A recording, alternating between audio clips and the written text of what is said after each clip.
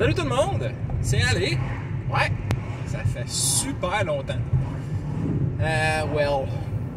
Parce que ça donne que j'ai le temps enfin d'enregistrer ça.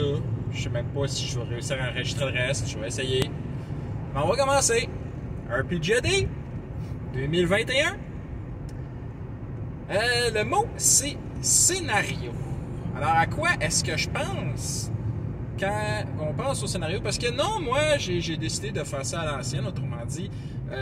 J'ai brûle pour point, je n'ai aucune idée de aucun plan spécial. Je trouve que, étant donné que je ne l'ai pas fait l'an passé parce que ça, j'étais pas inspiré, mais pas du tout. La COVID m'avait littéralement tué toute envie de faire du vidéo de même. Je trouve ça. Je suis habitué à enregistrer de même ou genre devant mon ordinateur dans des conditions spéciales, mais j'ai tellement été devant mon ordinateur avant que. Bon, donc scénario. Quand je pense à scénario, à quoi je pense? Évidemment, scénario de game. Comment est-ce que moi j'organise mes scénarios pour ma game? Je pense que je l'ai déjà dit assez souvent, mais je le redis pour ceux qui ne le savent pas, qui me découvrent comme ça, à pour point. D'ailleurs, ce point-là commence à être pas mal brûlé. Va falloir que je m'en achète un autre de pourpoint. c'est déjà dans le mal. Bon, anyway, on va arrêter les jokes. Donc, comment est-ce que je fais mes scénarios? Moi, je suis du genre à écrire beaucoup de préparation. Normalement, j'ai une très bonne idée où est-ce que je m'en vais. Qu'est-ce que je veux que mes joueurs aillent comme élément d'aventure. Avant, j'écrivais même plus que ça. C'était pratiquement un script. Mais maintenant, c'est plus c'est plus des idées, c'est plus des événements, des choses que je veux absolument mettre. Puis, je laisse découler les choses. Je les envoie dans une direction. Je vois s'ils mordent à l'hameçon. Si oui, tant mieux, j'envoie. Sinon, j'essaie de trouver quelque chose à leur mettre sous la dent. Ou je prends ce que j'avais prévu et je l'introduis de façon organique, si on peut dire, dans les décisions qu'ils ont faites. C'est souvent cool la façon de faire ça. Ça se fait bien.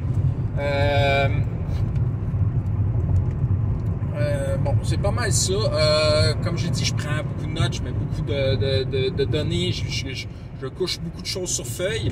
Mais ça m'arrive aussi de n'avoir qu'un canevas avec des idées très vagues et des affaires comme ça parce que j'ai certains joueurs qui se faisaient un malin plaisir à complètement démolir mes plans.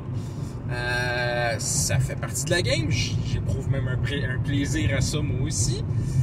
Ça m'apprend à me débrouiller, me force à apprendre à débrouiller, me force à me débrouiller. Malheureusement, depuis 3 ans, j'avais plus tellement ce genre de plaisir-là. Parce que, certaines personnes n'étaient plus là, mais ils s'en reviennent. Fait que les choses vont... En tout cas, j'ai bien hâte de voir comment que l'année 2022 ce que l'année 2022 me réserve, plutôt disons, on devrait dire l'année quasiment scolaire 2021-2022, là, étant donné que je vais recommencer à jouer avec mes anciens joueurs, si je peux les appeler ainsi.